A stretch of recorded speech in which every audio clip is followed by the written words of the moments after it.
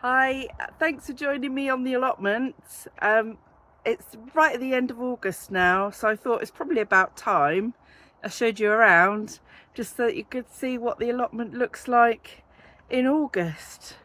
So I'm going to just spin you around straight away and show you what's going on. So I'm going to start as usual from the front of the shed, so sort of looking out of the shed door. We've got these beds here straight in front. Gladiolus are done now. We've got an echinacea there doing its thing. So this bed is sort of mostly coming to an end with a lot of things. I've got some peppermint chard and some rhubarb chard in here, and the dill's going to seed. I've got a couple of turnips in there still to come out, and some radishes, and then a few onions that I've grown from seed. They're Sturon onions. Then we've got a little self-seeded tomato plant that is actually putting on some fruit there, look, on the end. Next to that is a bed full of turnips and radishes, things like borage plants, marigolds. These radishes down here ready to come out. I've got some beans in here. These are Nautica beans, like French type. And then a couple of courgette plants. I've got the bush tomatoes in this end of the bed, on this side, and then some more beans. These are a mix of Kalima beans and Nautica beans. Most of the Nautica beans in this bed actually got eaten by the slugs. More self-seeded borage. I've been keeping all the borage plants and just sort of moving them around. And I've got two celery plants. That was all that was left from a massive tray that I sowed.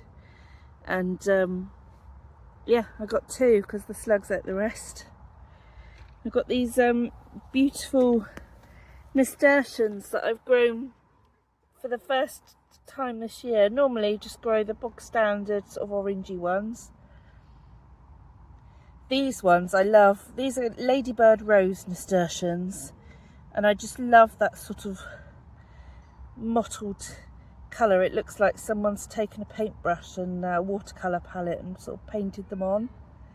And they've got a sort of a really neat habit. Rather than sprawling across all over the place, they sort of grow in little clumps, which is really cute. I've got another one under here. I just think they're lovely. So next to that I've got a brassica bed. I've got some spring cabbages here. Then this is calabrese, I think. Broccoli. Or is it the purple sprouting? No, this is the purple sprouting in this bed. And then next to that I've got cauliflowers. And they, for the majority, they seem to be doing quite well. Then I've got my tomatoes, which I don't think anything's really going to come of those. Yeah, so they're not doing great. I'm not getting any ripe tomatoes. Then we've got another set of 4 beds here. This one's prepped because I want to put some more brassica bits in, more kale and stuff in this one. This one is sort of half organised and half not. So I had some peas in here, and it was a mix of meteor peas, which all got eaten by the slugs, and then some rosacrone peas, which only a few plants sort of made it past getting slugged. But there's a few seed pods there that are ready to pick, so I'll be taking those home with me today. So I've got seed for next year. All needs weeding up through there. Then on this side I've got some spindly looking runner beans. These are enormous runner beans and they're flowering. I haven't produced anything just yet, but they are flowering, so I expect we will get a few beans off of these. Then the other side here, we've got more borage. It's everywhere. I do love it, and so do the bees. So we've got a tromboncino here that hasn't produced anything yet, so I don't know if it will now. And then my lovely Good Mother Stallard bean plant. Now I grew so many of these, I sowed so many of these and planted them all out on this archway, hoping that I'd have a giant archway full of Good Mother Stallard beans like draping down, but the slugs got pretty much all of them except this one plant. And I've just noticed in here, if I can sort of zoom in and put my hands underneath, I've got my first bean coming on this wonderful little plant. So I think it's really pretty. It's got some really cute little cream coloured flowers, very delicate looking. Oh, there's a bee. Thank you, bee. So yeah, I love those. So hopefully I'll get a bean. I can save some seeds for next year. We've got 2 cucumbers here. They're not producing amazingly. We've got our first 2 cucumbers growing on there, so we might get something. And then the other side is chard, bright lights, so they're all different colours of chard and they're looking really good actually. Really pleased with how they're getting on. Then I've got, behind that I've got this bed here. This is the Calabrese broccoli. So this is the sort of broccoli head that you would buy in the supermarket. Some of the plants are a bit puny and some of them are doing really well. And then we've got some red Russian kale in there as well. So behind those I've got these 2 beds which are the same pretty much. They both got rhubarb and red gooseberries in. Now this gooseberry plant, we didn't get any fruits this year, but we have got lots of leaves, whereas these 2, no leaves, no fruit, no leaves. And I've left them in and they do kind of look like they've got buds. Can you see that?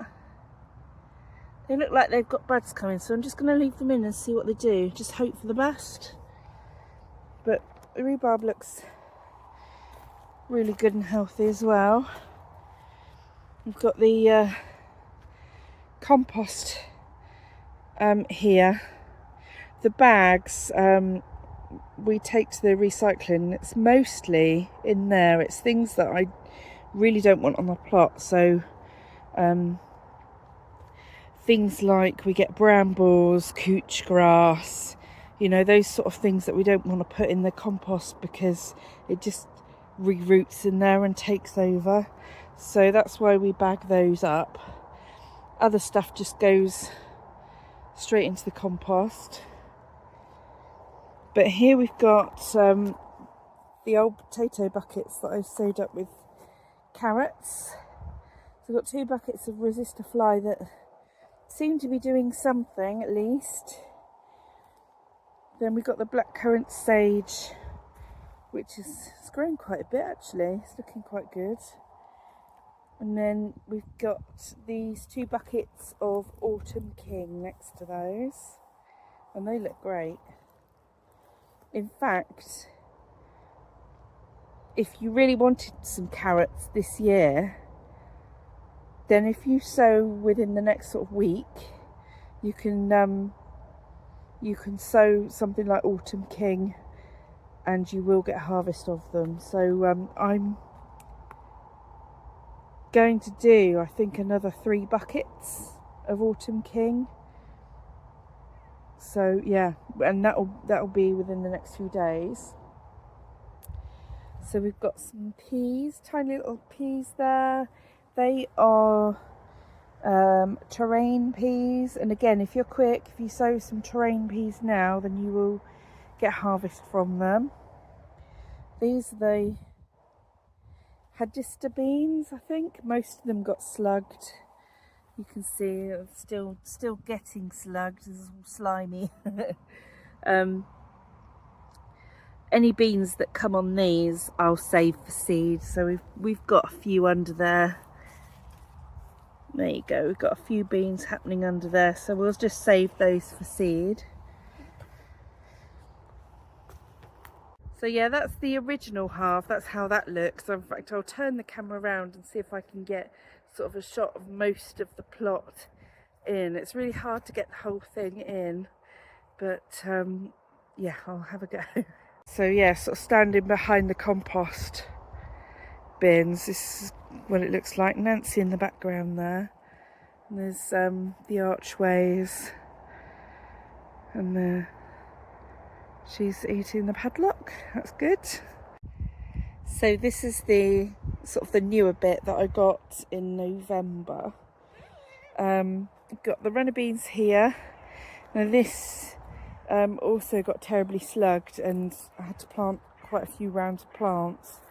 So we've got a mixture of sunset runner beans, which are these wonderful pale flowers, and then we've got an Norma runner beans as well, which are the orangey red colours that we're used to seeing, like these here. I think it looks quite nice actually with the two colours. When they've got them vining up together, they look really nice.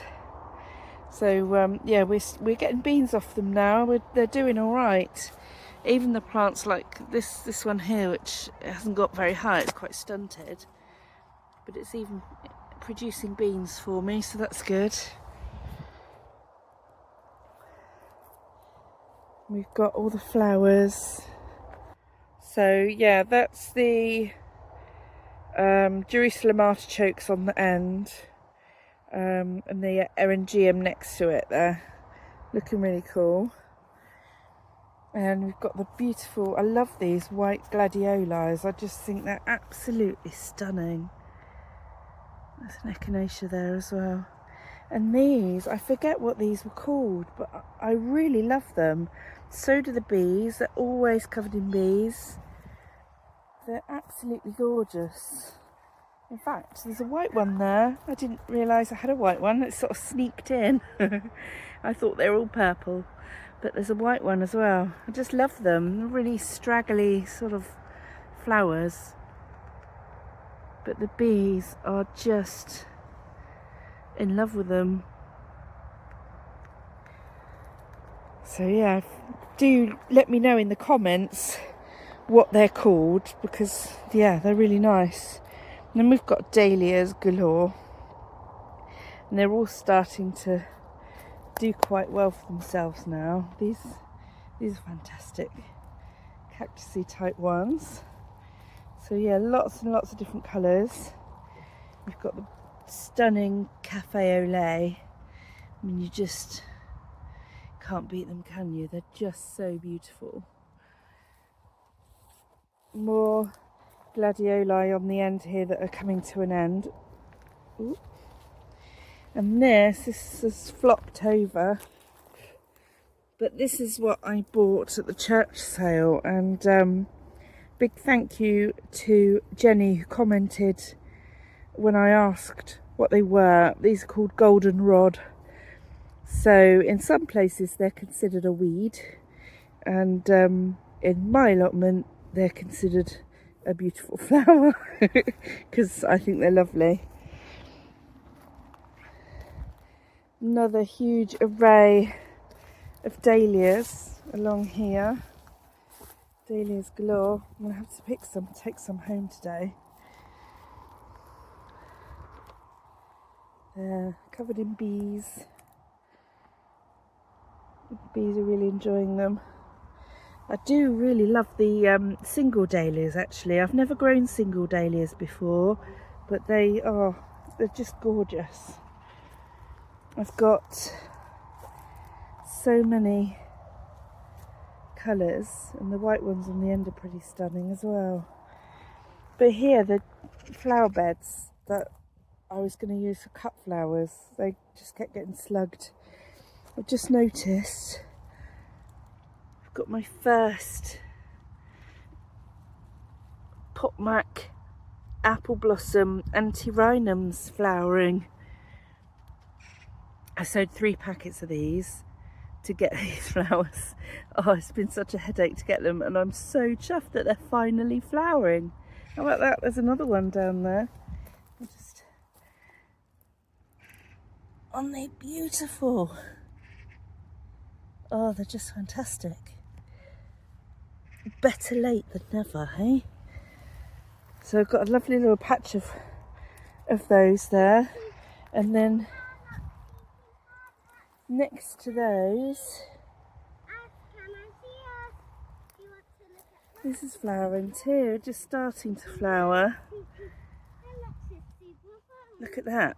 Now I've only known this as limonium, but is this the one that's called, some people call it status as well? I think it is. But I love that as well. It just, the way the stems are, they're very ocean-like plants, aren't they? They look like they should be in the sea. They're gorgeous. So yeah, this is in amongst the thistles. There is lots of different rudbeckias in there. So they might not flower this year, but hopefully they'll stay there and come back for me next year. And we've got the sweet peas. They did take off in the end. They took a long time as well, and they got terribly slugged. But they're actually doing well. I should take some of these home, but I'm actually leaving some pods on as well because I do want to save some of these seeds for next year as well. So behind that we've got 2 rows of ochre. So we've got Dylan Keating, which is sort of the darker, it's got a little bit more of a red tint to the leaves. And then the paler one is Scarlet with White Eyes. They've been a bit blown about by the wind, but so they do look a bit windswept, but they're absolutely fine. They're doing great. And the potatoes next to those. So I've got 4 rows of potatoes in. Yeah, so I think one day we'll just come up, or maybe I'll come up when everyone's at work and school, and I'll just pick a dry day and dig them out, lay them out to cure, and then they'll be ready to store in paper sacks, which is what we usually do, paper sacks in the garage. Behind that we've got the squash patch. So yeah, this was another area that got really badly slugged, and I must have sown about 10 to 12 packets of different squash and pumpkin seeds, and got a handful of plants that weren't eaten by the slugs, and we're really chuffed with what we've managed to get. So before I show you those, actually, I've got my onions here, which have all toppled over and are ready to come out. And I'm so pleased with these. These are stew-on onions that I grew from set, and if I put my hand next to them, they're quite a good size. That one's actually split there, so it's like a double onion, but they're looking great. They're all hidden along the very edge as well, underneath the fruit trees. So we've got quite a few, and I will take them out soon. But yeah, squash. So these are crown prince. I only had 1 crown prince plant make it, so I've got 2 of those by the looks of things. Then we've got these. Now I don't know which pumpkin made it. And like I said, I planted so many out, I don't know which ones made it. So we've got this little patch of 3 here, and there's one just hiding over there as well that's the same. So really chuffed. I've gone round today with Nancy, and we've given them a straw bed underneath just to keep the underside clean. And yeah, it won't be long and they'll be ready. We've got, oh, I've missed one, look. Look at that. So I don't know what one that one is, but yeah, happy to see that one as well. There's some more of these ladybird rose nasturtiums there. They're just so gorgeous. I need so many more of them. I need to collect all the seeds I can, because I need a lot more of these around the whole allotment next year.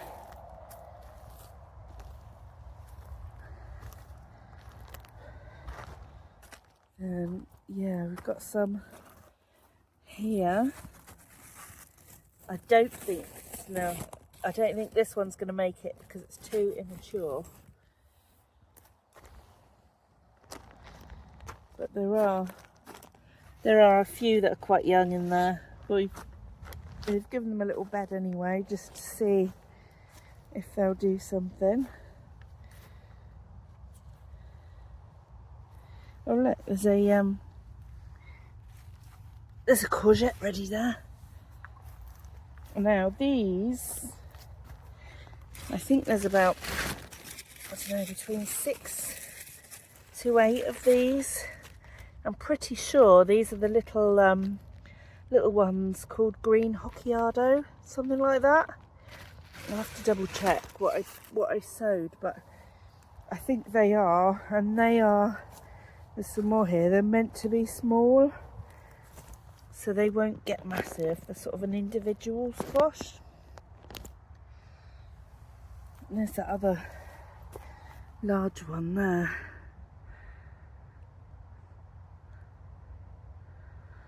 So yeah, it's either that green hokkaido or little gem, and they're both very similar, I think, to look at, very similar size. So yes, one or the other, because I know those were the 2 little ones that we put in.